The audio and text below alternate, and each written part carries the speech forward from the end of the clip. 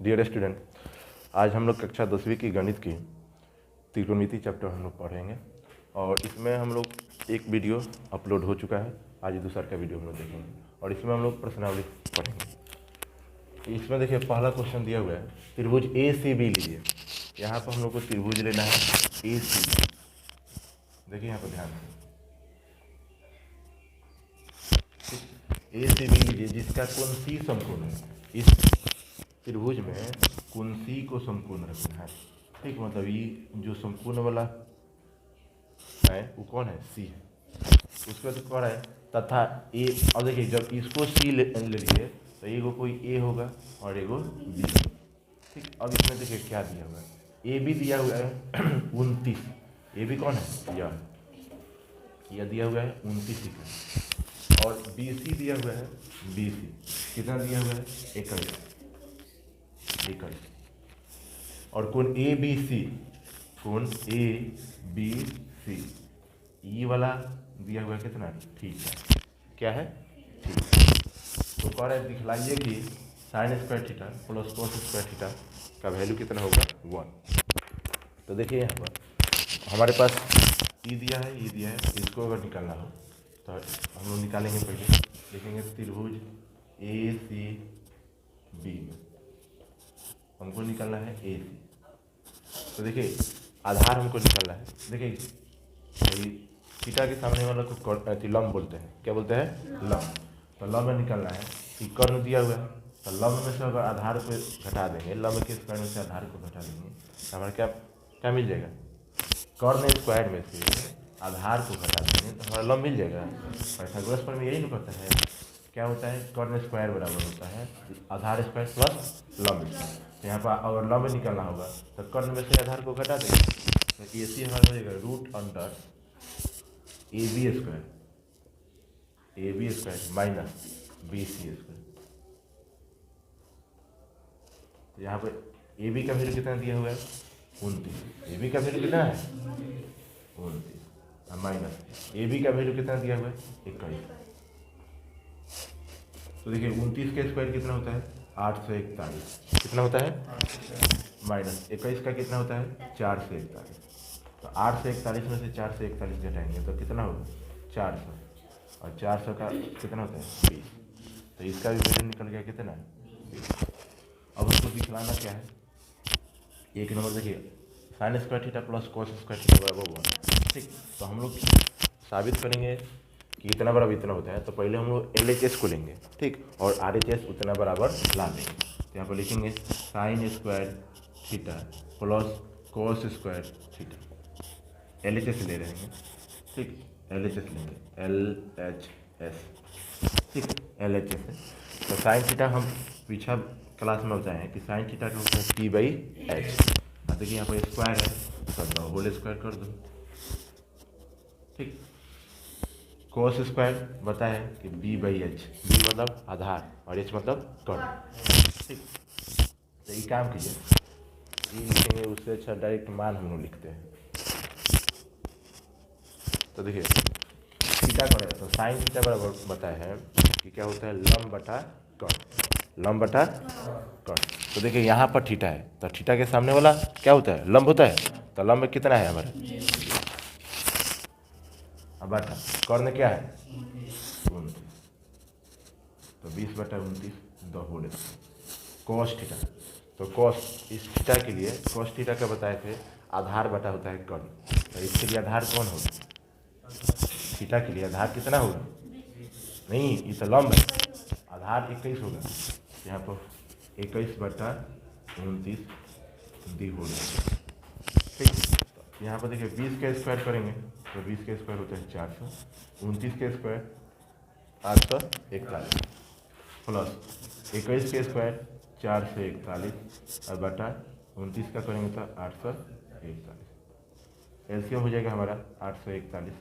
यहाँ पर 400 प्लस 441 जोड़ेंगे तो हो जाएगा 841 बटा 841 कट गया, ठीक आ गया है। यही हमको सिद्ध करना था। तो लिखेंगे बराबर RHS। ठीक, पहला हम लोग का कंप्लीट हुआ। दूसरा का देखिए, सर्कल का LHS लेंगे, दिया हुआ है cos square theta minus sine square theta. यहाँ पर लाना है 41/841। तो देखिए यहाँ पर cos थीटा होता है आधार बटा कर्ण। cos थीटा क्या होता है? थीटा के लिए आधार क्या है बताइए तो? थीटा के लिए आधार क्या है? 21, क्योंकि सामने देखिए सामने वाला तो होता है हमारा लंब, आई हमारा कर्ण है, तो जो बच गया वही ना आधार होगा। तो आधार यहाँ पर कितना दिया है? 21 बटा कर्ण, कर्ण है 29 the whole square minus sine theta होता है लंब बटा कर्ण। तो लंब सामने वालों को बोला जाता है, तो कितना है? 20, कर्ण 29 है, तो दी होल स्क्वायर।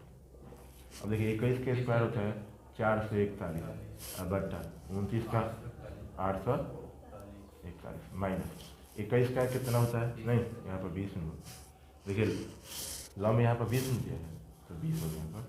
तो यहाँ पर हो जाएगा 400 बटा 841। यहाँ पर एलसीएम निकालेंगे, 841 होगा, तो यहाँ पर 441 माइनस 400, 441 में से 400 घटाएंगे तो कितना बचेगा? 41 बटा 841। देखिए तो हमारा RHS नहीं मिला था, RHS आ गया, प्रूफ हुआ। नोट कीजिए।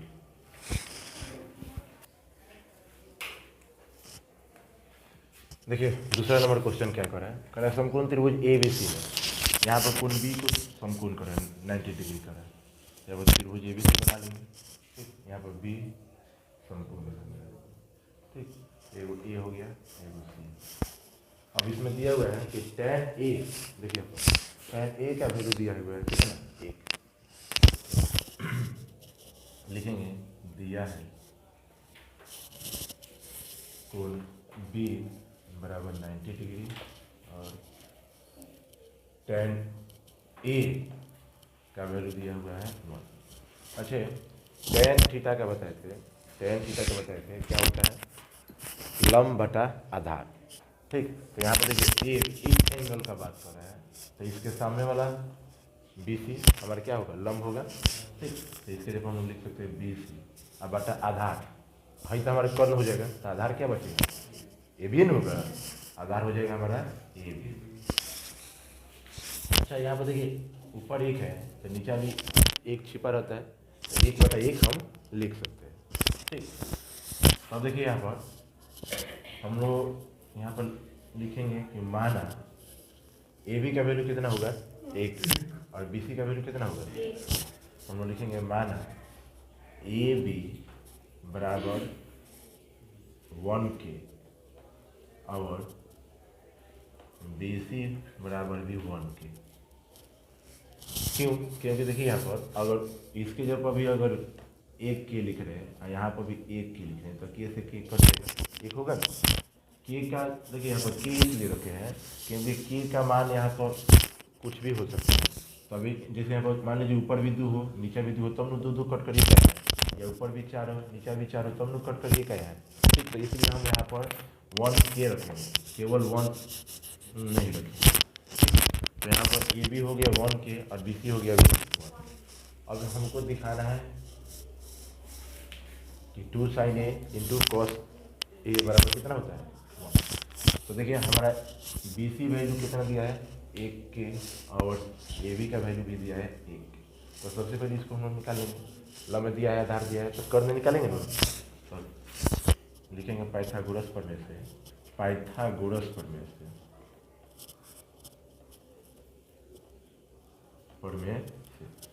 AC अगर हमको निकलना है AC, तो हो जाएगा √AB का स्क्वायर प्लस BC का स्क्वायर।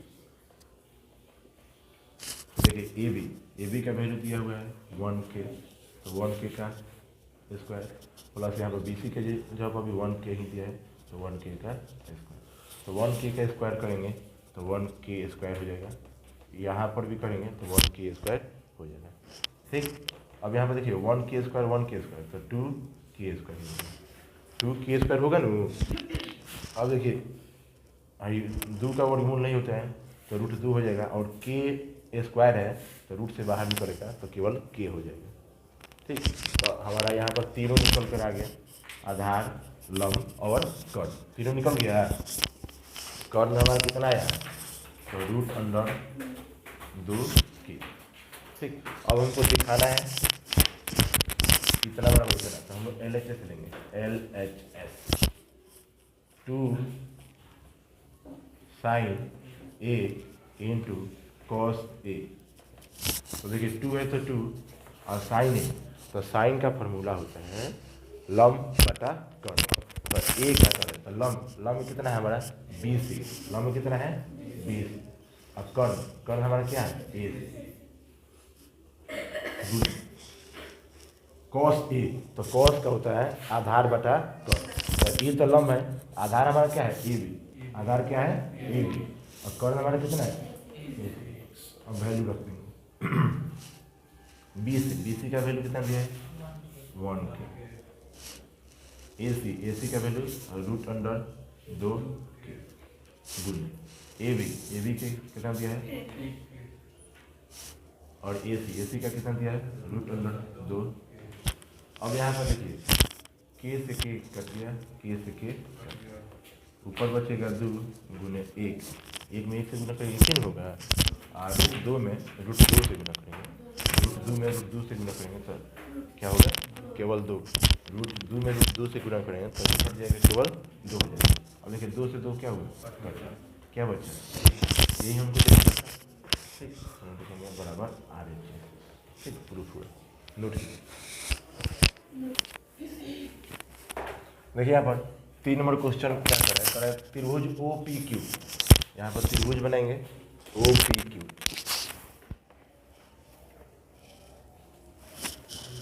और इसमें P को समकोण रखना है, मतलब P यहाँ पर रहेगा, बच गया O और Q, तो एगो O हो जाएगा एगो Q हो जाएगा। उसके बाद देखो OP दिया हुआ है 7 सेंटीमीटर, OP कितना दिया हुआ है 7 सेंटीमीटर, और OQ कह रहा है, यहाँ पर लिखेंगे हम कि दिया है, क्या दिया हुआ है कि OP बराबर कितना 7 सेंटीमीटर। उसके बाद कह रहा है कि OQ माइनस PQ बराबर कितना दिया है, देखो यहाँ पर OQ माइनस PQ बराबर कितना दिया है 1। तो कह रहा है सिद्ध कीजिए कि साइन Q बराबर इतना और cos Q बराबर इतना।